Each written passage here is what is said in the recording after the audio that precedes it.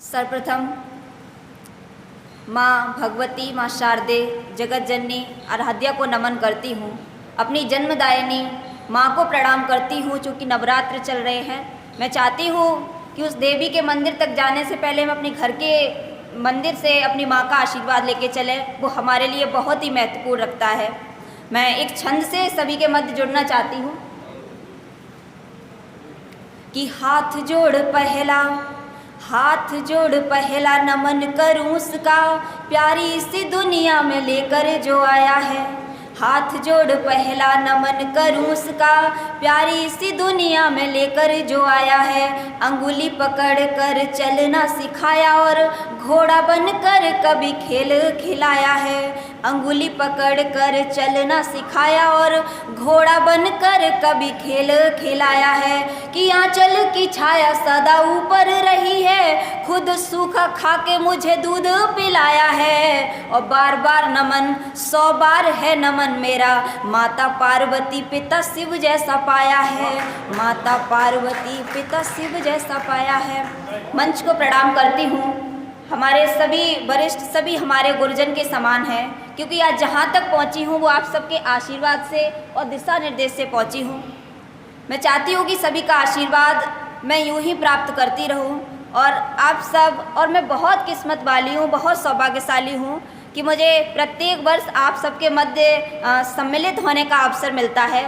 आदरणीय दादा को बहुत प्रणाम करती हूँ। और ऐसे बड़े बुजुर्ग जब हमारे साथ हमारा हाथ थाम लेते हैं तो हमें राह में चलने में किसी प्रकार का कोई भय नहीं रहता है।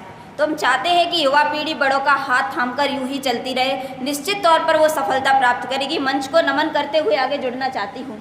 4 पंक्तियाँ अपने परिचय की पढ़ती हूँ कि भाषा नहीं श्रृंगार की ना गज़ल सुनाने आई हूँ।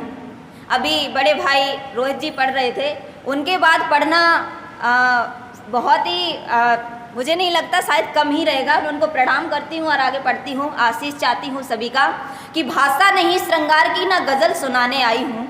भाषा नहीं श्रृंगार की ना गज़ल सुनाने आई हूँ, वेदना के शब्दों का बादल बरसाने आई हूँ। भाषा नहीं श्रृंगार की ना गज़ल सुनाने आई हूँ, वेदना के शब्दों का बादल बरसाने आई हूँ। और देश की जनता भूल चुकी जब वीरों की कुर्बानी को, देश की जनता भूल चुकी जब वीरों की कुर्बानी को, देश के बच्चों को फिर से आज़ाद बनाने आई हूँ। देश के बच्चों को फिर से। मैं एक अगले मुक्तक से जुड़ती हूँ आप सभी के बीच कि गीतों को मैं गाती हूँ नित माटी के वास्ते, मरने को भी तैयार हूँ माटी के वास्ते। गीतों को मैं गाती हूँ नित माटी के वास्ते, मरने को भी तैयार हूँ माटी के वास्ते।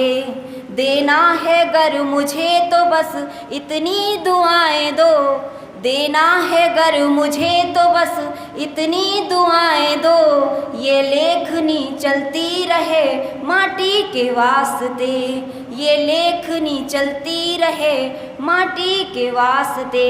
चूँकि आज दादी जी की स्मृति का दिन है, चूँकि ये ऐसा दिन होता है जब एक बेटे से उसकी माँ दूर होती है। ये क्षण बहुत ही भावुक होते हैं। मैं नहीं चाहती कि ये क्षण किसी के जीवन में आए, परंतु समय के आगे किसी की नहीं चलती है। मैं उस क्षण को लिखना चाहती हूँ जब एक बेटे से एक माँ दूर होती है। कुछ मुक्तक पढ़ती हूँ, सुनिएगा। मंच का आशीष चाहती हूँ कि जो हरदम डांटती थी वो तनिक बोली नहीं अम्मा। उस क्षण को देखिए जब एक बेटे के सामने उसकी माँ अंतिम यात्रा पे जा रही है कि जो हरदम डांटती थी वो तनिक बोली नहीं अम्मा। पुकारा कितना रो रो कर नैन खोली नहीं अम्मा। पुकारा कितना रो रो कर नैन खोली नहीं अम्मा। हमारी आँख में आंसू कभी जो देख ना पाती, हमारी आँख में आंसू कभी जो देख ना पाती। हमारे लाख रोने पर भी वो दौड़ी नहीं अम्मा, हमारे लाख रोने पर भी वो दौड़ी नहीं अम्मा।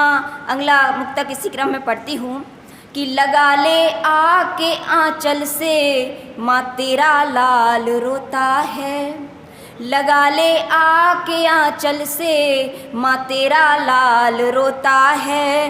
तेरी बोली को सुनने को बड़ा बदहाल होता है, तेरी बोली को सुनने को बड़ा बेहाल होता है। खता खता क्या हो गई मुझसे जो मुझको छोड़ गई अम्मा, खता क्या हो गई मुझसे जो मुझको छोड़ गई अम्मा। किसी की कुछ नहीं सुनता क्रूर ये काल होता है, किसी की कुछ नहीं सुनता क्रूर ये काल होता है। जीवन में जिसे माता पिता का आशीर्वाद मिल जाए, जिसे माता पिता की सेवा करने का अवसर मिल जाए, वो घर, वो परिवार, वो इंसान धन्य है। क्योंकि मैं 4 पंक्तियाँ पढ़ती हूँ कि रहम है जिसके अंदर, इस परिवार को समर्पित करती हूँ कि रहम है जिसके अंदर रहमान वहीं पर रहता है, रहम है जिसके अंदर रहमान वहीं पर रहता है, अहम है जिसके अंदर हैवान वहीं पर रहता है। रहम है जिसके अंदर रहमान वहीं पर रहता है, अहम है जिसके अंदर हैवान वहीं पर रहता है। और जिस घर में माँ बाप सदा हंसते दिखाई देते हैं, जिस घर में माँ बाप सदा हंसते दिखाई देते हैं, ना मंदिर में ना मस्जिद में भगवान वहीं पर रहता है।